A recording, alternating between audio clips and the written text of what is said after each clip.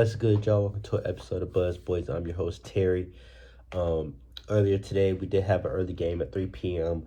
The Hornets defeat the Bucks at home in a close one, controversial win, thriller. A lot of words that you can use for this game, but ultimately a win. And that's what matters. I talked about this the past few days, past few, games where the schedule that we've been facing, we've come across injured teams. And it's like, if you're going to be a good team, you have to win these games. You're facing the Bucks, no Dame, no Chris Middleton. You got to win. I mean, luckily Miles came back today, and shout out to fucking Miles, bro. He's an Iron Man, bro. Like, he's our most healthy player. Like, he's our most consistently healthy player. He does not miss games for physical reasons.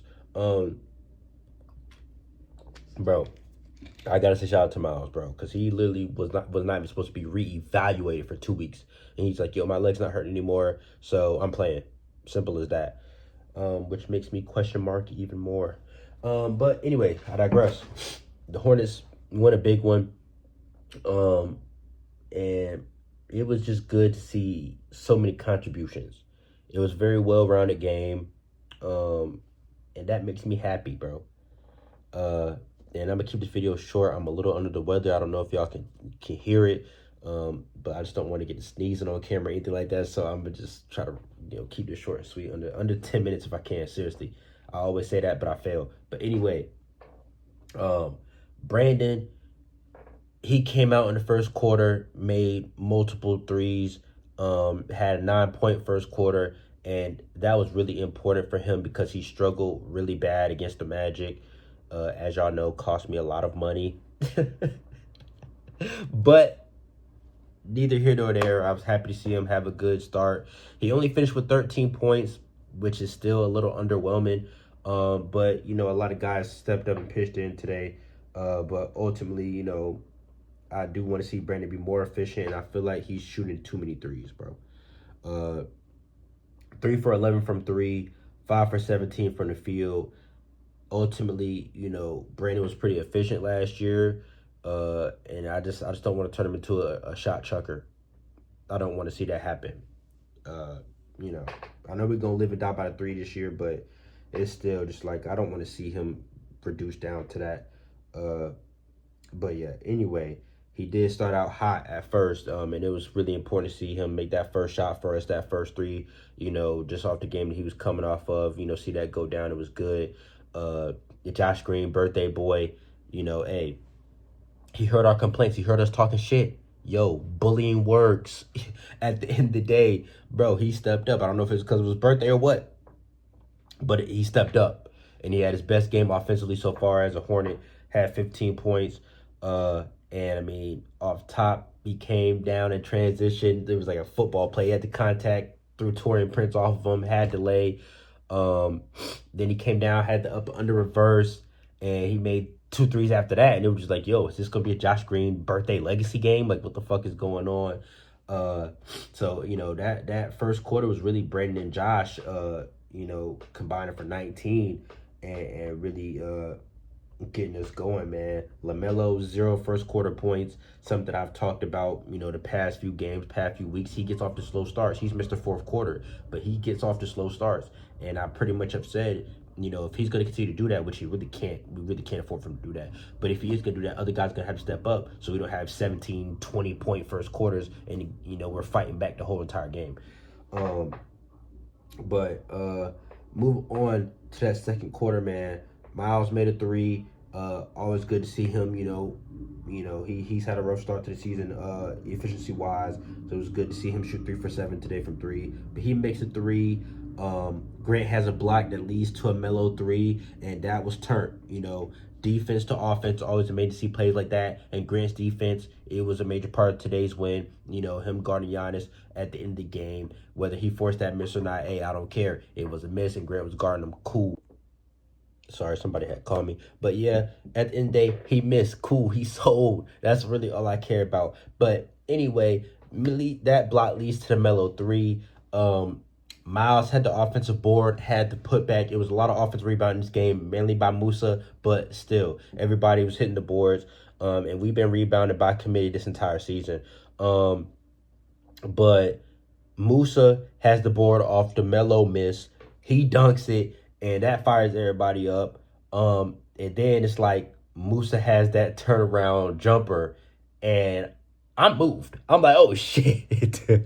He got a bag. Like, yo, he's not just a low post, grit and grind guy. Nah, he got some skill. He a little turnaround boot with the shot clock running down.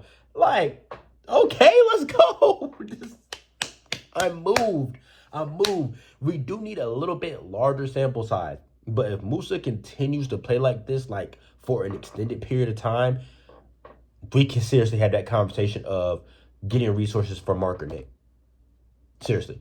But anyway, I'm gonna leave that there. I'll come back to that subject, a little later down the road. But planting the seed. Move on to that third quarter. Miles had the dunk. You already know Miles is gonna have a big dunk. It fires everybody up. It's inevitable. It's always a matter of when. Josh has a steal, leads to his three.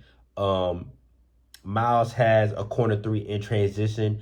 And honestly, like, I just love the selflessness of this team because I feel like I remember distinctly on that play where Miles was kind of trying to pass it, but he was just like I gotta shoot it, like I'm open. But he wanted to pass it, and I like that. I like you don't want to be too passive, but ultimately, guys are actively looking to possibly turn down good shots for great shots. Something you still kind of like to see. And then in that third quarter, when we kind of had momentum definitely rolling our way, Grant airballed a three. And it kind of was a momentum killer for a little bit, at least for me as a viewer. I felt like the momentum got killed when he airballed that three because we were like making play after play, and then it's like, what the fuck, man? Like, god damn it. And then Torian Prince comes down and makes a three and ties the game right after Grant airball. So it just felt like a momentum killer, like air left the building, even though I wasn't in the building, but still. And then fourth quarter. We all know what fourth quarter Melo is about. We all know that the tide turned. We all know, and this is a great game, a great back and forth game. It was 20 lead changes. The biggest lead the Bucks had, I think, was like 7. The biggest lead we had was like 5. It was a close game. It never got out of hand for either side. It was back and forth. The Bucks' biggest lead was 8 in the first quarter. Our biggest lead was 5 in the third quarter. It was 20 lead changes. It was back and forth the entire time. So that's why I said like the momentum was really big. So when Grant airballed that shit, it was like but Musa had the offensive board that led to the trade 3. I'm actually interested to see how many assists Musa had, bro, because all the offensive boards he had, I feel like he would generate a lot of second chance points for us. He only had 1 assist, which is kind of crazy because he had so many offensive rebounds. He had 10 offensive rebounds, and that's just so insane. 14 rebounds in total, and 10 of them being offensive. That's crazy, bro. That he's going to have a 20 rebound game at some point if he keeps playing. He's only playing 24 minutes, bro, and only had 1 foul. Like, imagine if he played 30 something minutes, he would have had a 20 ball. Like, he's still not getting crazy burned. That's the craziest part. Like, imagine if Musa was playing 36 minutes. His per 36 numbers got to be crazy. Anyway, Musa has the block, and then Trey saved it off of I think his name is Andrew Jackson, but off of Jackson's knee. And it was just like a nice play, like I felt like was just smart and Andre Jackson. But it just kind of stuck with me. And I just love Musa, bro. I love the way he's playing right now. I love his tenacity, bro. Everything about the kid right now, bro. He's doing everything that he's supposed to be doing, and I love it, bro. The energy, bro. The energy. It's amazing to see, bro. I mean, a steal, 3 blocks, like that's 4 stocks, bro. You can't ignore that. With the double in only 24 minutes, bro. Like, come on, I moved. Anyways, fourth quarter, you feel me? We're still in the fourth quarter. Miles has the left-handed leg, gets down the lane, shot clock's winding down. He gets to the basket. Melo found a cutting Musa. He got a bucket. And his low post touch impressed me this game for sure. Like, that's the whole thing. It's not just him getting boards. He's shooting like 70%, 70 something. It's like 78% or something like that over these past few games with the boards. That's the thing. The efficiency and the rebounding and the blocks, and the motor, just everything. I love it. Trey floater off the window. He had an open three, kind of felt a little too up. I don't know. It didn't feel right. He put the ball on the floor, got the little floater. Cool. And this is where, Melo starts attacking in this fourth quarter. He only made 1 3 all day. That actually cost me money too. All I needed was LaMelo to have 2 threes. Everything else, good. Anyway, who cares? Melo starts driving to the basket hard and often in the entire fourth quarter. The fourth quarter Melo shit is real. It's not a facade. He does this for real. Anyway, he's driving. He has the delay, contact, no foul. Okay. Then Cody tries to kill Giannis. He tries to dunk on him as hard as he fucking can. It just bounced out. I don't know. I feel like he might have got fouled on it. But it is what it is. He tried though. He tried. Melo comes down, has the game time lay. Once again, no foul. Once again, there's a lot of contact. And it's just the tale that we've been seeing with LaMelo all season. I'm surprised he shot 11 free throws in this game, honestly. I'm surprised he shot 11. And of course, he went 11 for 11 from the free throw line. And that's another thing where I got to give props to this team. When we do get to the free throw line, we are making them. We shot 18 for 21 as a team. That's 86% from the free throw line. It was a 1-point game. Every shot matters. So I got to give props to this team because we've had some close wins where we have shot excellent from the free throw line, and that was the deciding factor for us. So props to everybody on the free throw shooting. Anyways, back to what I was saying. Melo attacked. Miles attacks and gets fouled. And then Doc challenges and it gets overturned. I don't know how I felt about that one. But, I mean, hey, props to him. He made the right call. Cool, whatever. At the end of the day, it didn't deflate the team. We kept playing. Right after that, Miles made a clutch 3 in the corner. Melo found him in transition boot, got the ball to him. It was an easy pass. Miles knocked it down. Clutch shot. We needed it. And then when Melo got that and 1, it just felt like finally a call, bro. Finally a call. Because he was getting accosted every time he drove. And he finally got a call. Doc tried to challenge that. Didn't win it. Lost his challenge, which is integral for the end of this game. Then after that, bro, LaMelo makes a free throw, puts us up 4. We're thinking, game's probably sealed up. It's like 50 seconds left, maybe a minute, but it's really close to the end of the game. Then Pat fucking Connaughton comes out of nowhere. Like, what the fuck? And shout out to Cream City Crossover. They had me on their podcast Wednesday night talking about this game and just a preview of what to come. And they were saying, Pat Connaughton sucks. Y'all can have him if y'all want him. I'm like, interesting. Pat Connaughton fucking almost wins the game for him. I'm like, y'all said he sucks. But anyway, Pat Connaughton makes a 3, then comes down, has the tough lay, and both of these are on Josh Green. And I'm just in my head like, you are supposed to be our primary defender, bro, and you're letting Patrick Connaughton cook you for the game. That's all I could think. Like, damn. But anyway, we were able to survive that. The basketball gods finally blessed us. You feel me? LaMelo gets fouled. You feel me? He slips. You feel me? The contact wasn't there. Yes. Marginal. Yes. But at the end of the day, Giannis was hip checking him the entire time. Giannis is a very big, strong man. Could have caused LaMelo to slip. Yes, possibly. Torian Prince also has hands in there. Hey. Now, the refs did say they thought they saw some leg-to-leg contact, and when they looked at, it wasn't. But at the end of the day, the Bucks don't have a challenge, so boo-hoo, cope. It's over. We have lost plenty of games off of bullshit calls. Hey, it is what it is. You know what I'm saying? It's all right to be on the other side of it, man. Hey, it is what it is. But, you would think the way that Bucks fans were talking, all over the TL, all over the timeline, Bucks fans crying. The thing is, you would think that was the final possession of the game. No, it wasn't. Giannis has the ball with a chance to win the game, and he sells. Your MVP did not show up for you to win the game. Boo-hoo, cope.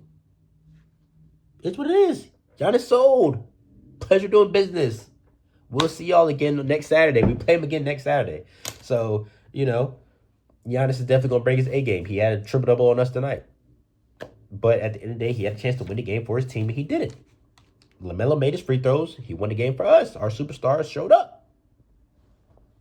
I'm supposed to be mad about it? No, I'm happy. We got a dub.